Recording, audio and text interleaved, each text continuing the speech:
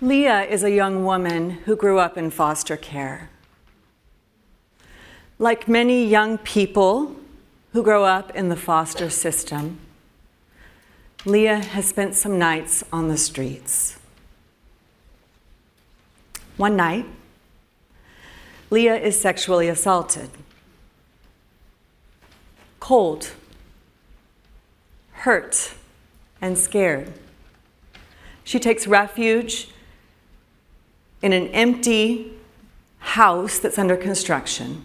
It's a beautiful house on the cliffs. She takes a shower. And when she's found there, she's charged with felony residential burglary.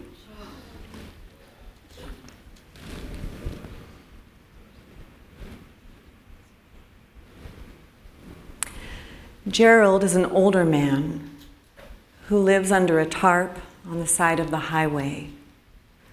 He suffers from rheumatism, arthritis, and alcoholism. On one bitterly cold night, the kind of night where there is frost on the ground, he builds a fire to stay warm.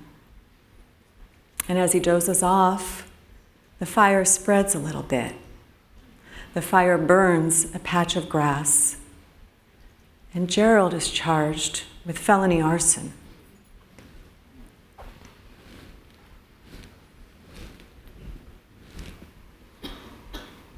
My client Teddy is a veteran.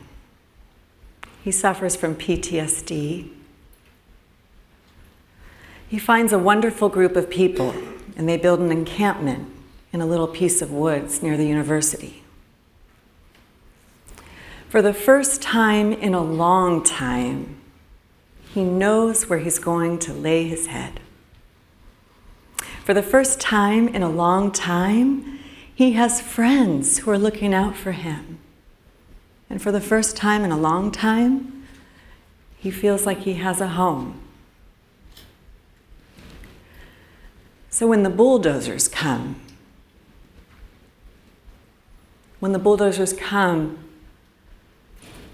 to flatten his tent and scoop his belongings into a dumpster,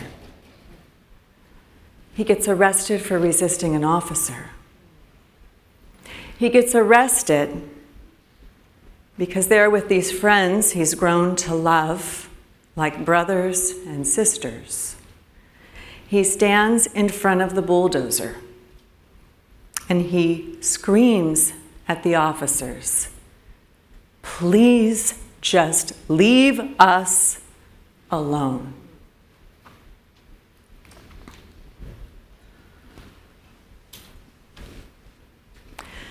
These are just a few of the hundreds of ways we criminalize homelessness in Santa Cruz County.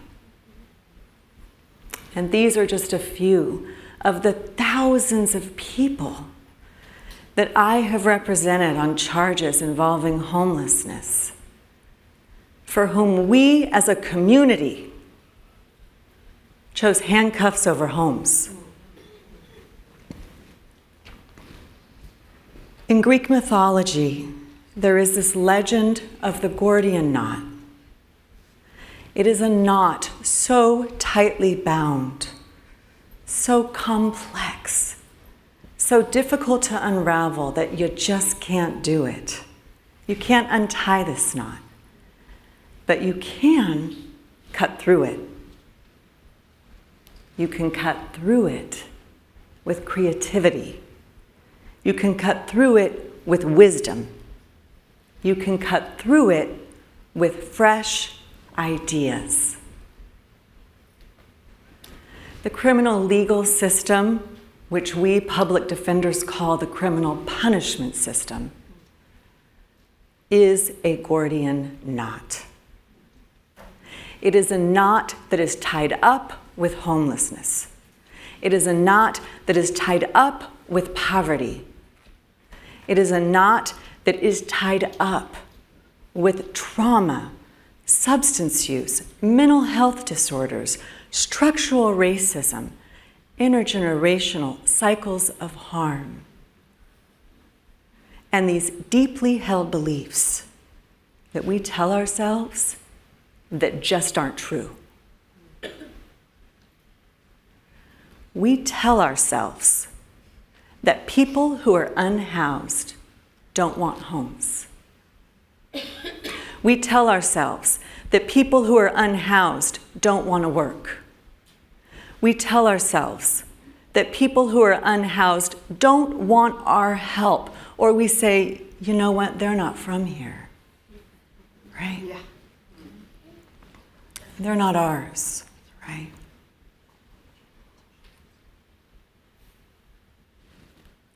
How do we cut through this Gordian knot? We cut through the knot by doing this. By doing exactly what you all did by showing up tonight. We cut through the knot by building, tier by tier, a culture of compassion. We cut through the knot by seeing people not just for who they are, which is enough, but also for what they were and what they could be.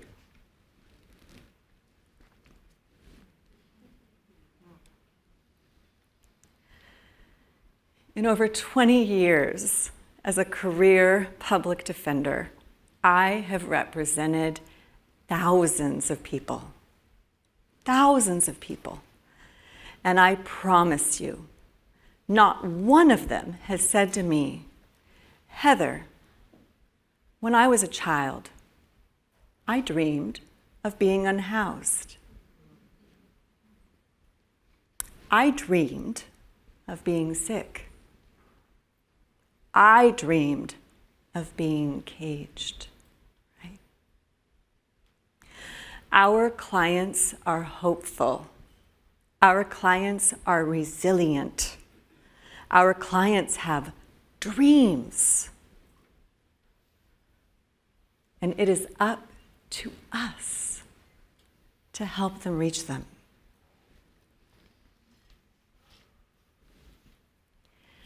One of my favorite Netflix series is The Queen's Gambit. And it's this wonderful show about this heroine named Beth, who is a master chess player. And like all master chess players, she engages in this way of looking at the world that she calls retrograde analysis. And you know what this means is that she thinks about where she wants to go, and then she charts a path to get there, right? Well, what if we did that to end homelessness? What if we said, we want to end homelessness? We want to do it in the most efficient way. Would we incarcerate people? Would we criminalize them?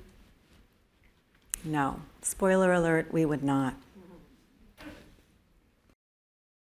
Because it's expensive.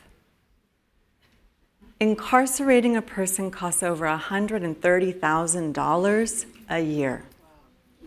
Think about what would happen if we poured all that money back into this community.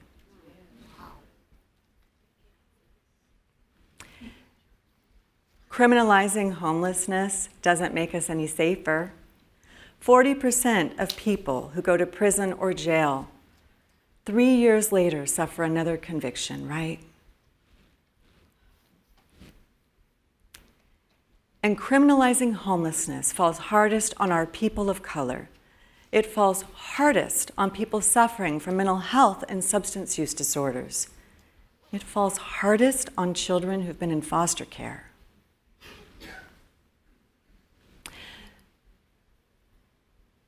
For decades, public defenders focused on the criminal case, zealously defending people in the courtroom. I did that. But what we found was that the same people that we won a case for this week, the very next week we lost. And we were representing the same people over and over and over again in these vicious cycles.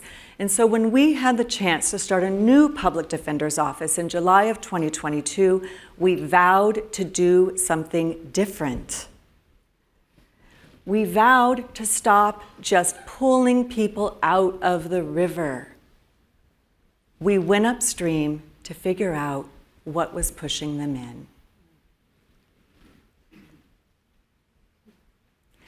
We now have teams in our courtrooms of people who partner with our clients to find out how they got into the river and how they can get out.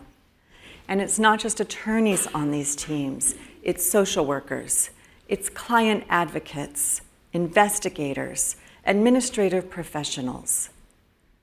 People who can really wrap around a person and help lift them up.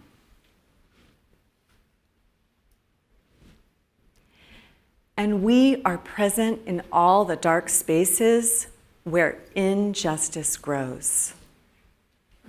To shed a little light on the fact that eviction defense keeps people housed. To shed a little light on the reality that we do not need jail beds in Santa Cruz County. We need treatment beds.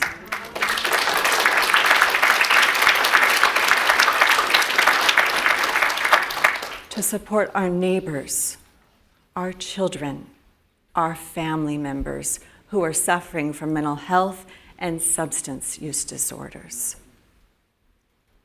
And to talk about what we're doing tonight, the reality, you know it's true, that supportive housing is more ethical, effective, and economical than prison.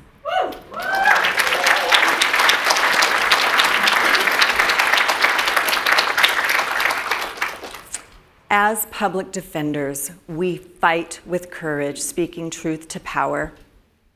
We lead with compassion, lifting up the people we serve, recognizing their worth, their resilience, and their hope. But most of all, we rely on you, our community. We need you to help break these harmful cycles. I am asking you tonight to be real about the fact that what most folks need is the same thing you would need if you found yourself in a struggle. The same thing so many of this front row needed when they found themselves in a struggle, right? What we need to lift ourselves up from the ashes, to become the thing we always wanted to be when we grew up, is for somebody to just lift a hand, right? Lift us up. Give us a little bit of that support so that we can become what we always wanted to be. And I am asking you tonight to join my incredible team of defenders, many of whom are here tonight. Defenders, we love you. I